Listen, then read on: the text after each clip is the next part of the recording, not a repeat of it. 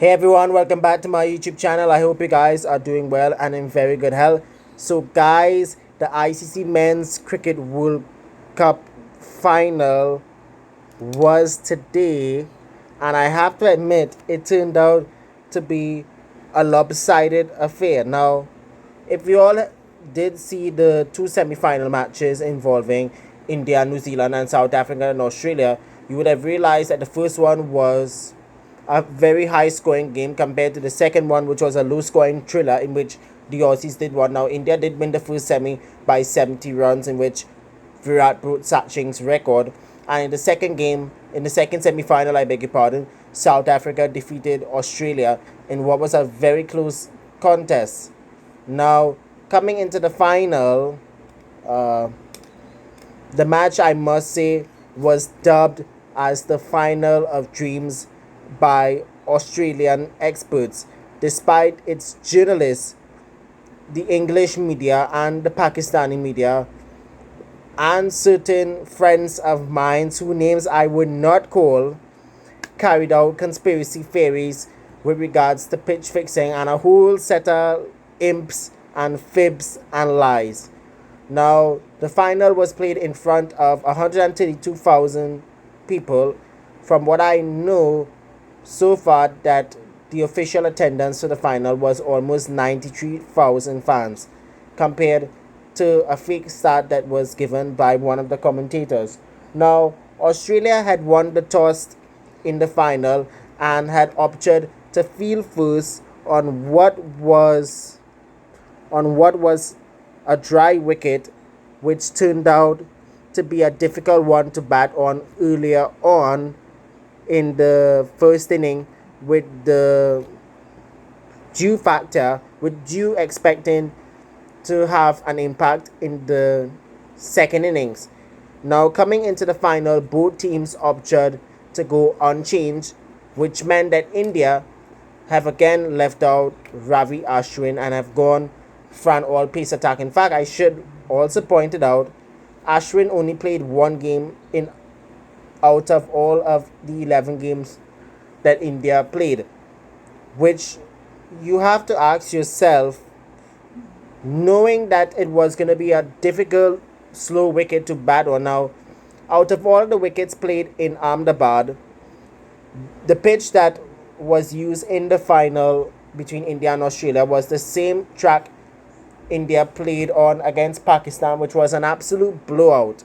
Now, as I mentioned, India, there were rumors in the Indian media that stated that Ashwin would have replaced either Mohammad Siraj or middle order batter Shriya Kumar Yadav. That turned out to be futile and untrue, because you know how the Indian media have been pestering for changes into the 11. Now, before the match yesterday in a press conference, Australian skipper Pat Cummins said the best way to overcome a challenge like that was to embrace it.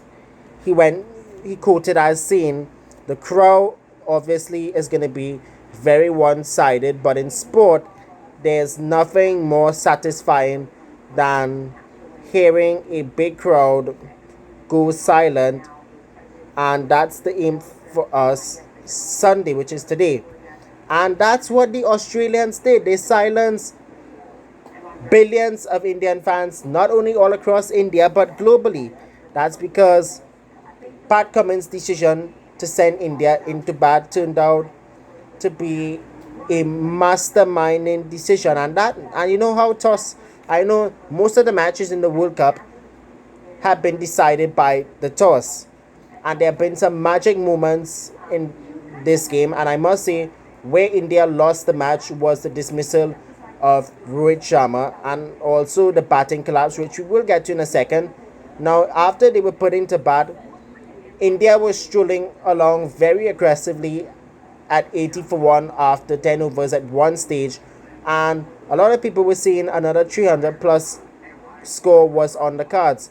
However, even though they were strolling along, there was a dramatic slowdown of the runs thanks to the spinners, and to add salt to the wound, a batting collapse costed India big time, and that's how they could only muster a below par 240 all out, despite half centuries from Virat Kohli, who was the second top scorer with 54, and KL Rahul, who was the top scorer on the day for India, who made 66.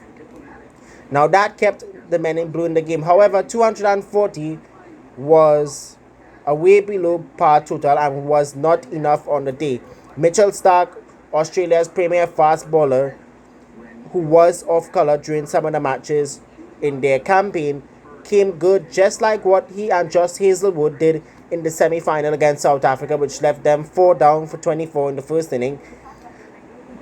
Starc took 3 wickets for 55, and as what I just pointed out, Josh Hazlewood was among the wicket takers as well. He took 2, and so did captain Pat Cummins, who was the main mastermind by winning the toss. Now, a lot of people were saying on social media that 240, now keep in mind 240 was the same total that was made in the last 50 over World Cup final involving New Zealand and England, which ended up going to a super over at Lords, and England ended up coming out winners via the boundary count, which is no longer a rule in all forms of the game.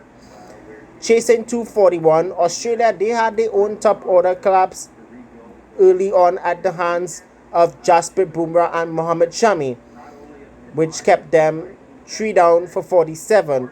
However, Travis Head's 137 of 120 deliveries at the top of the order saw the Aussies rump home with 7 overs to spare in a match that saw the now 6-time defending champions ending the host's dream perfect 10-game winning streak run that they had since the start of the tournament. Now keep in mind, it was an 11-game winning streak India did have. Remember, they won the Asia Cup final before that in Sri Lanka. Then they went on a 10-game winning streak at the start of its campaign against the Australians all the way till the end of the tournament.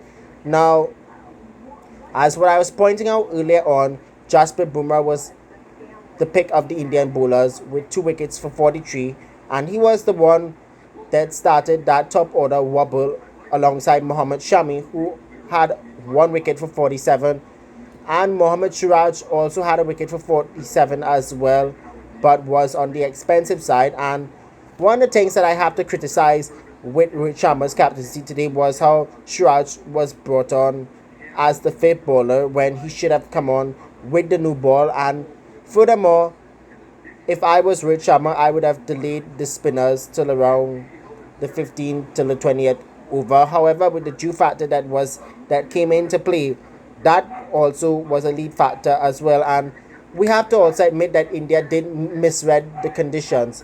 With Australia's victory today against India in the final, they have won its 6th ICC Men's Cricket World Cup title to go along with the 2 Champions Trophies, 1 World T20 title in the UAE, and a World Test Championship mace. Now also, I must add that the Australian women's team has 6 ICC Women's Cricket World Cup titles and also 6 ICC Women's World T20 crowns. Now, I want you viewers do the math. Which Australian cricket team, men or women, is simply the best cricket team from down under? You guys do that. You guys answer that question in the comment section below. And also, I'm also going to put out that poll on Twitter, aka X, later on once I'm finished wrapping up with this video. So guys, as I wrap up this video, commemorations to the Indian team for that stellar run, which was a 10-game winning streak. They completely clean sweep the round robin. They annihilate the Kiwis in the semi-final despite that brilliant fighting counter-attacking 100 from Dal Mitchell, that in a game that saw almost 800 runs scored. But overall, India, they need they have to go through a transitional phase after the World Cup, because most of its players, just like some of the Australian players who are in their 30s now, might not see another World Cup.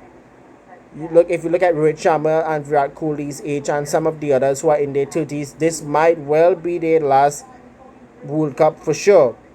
So as I wrap up this, so with all of that being said, I wrap up this video. I'm gonna be taking some time off from making cricket videos, but I will keep you all posted once or twice a week now that the World Cup is over. So guys, as I wrap up, you guys stay safe, be good, be cool, and also don't drink and drive. Thank you.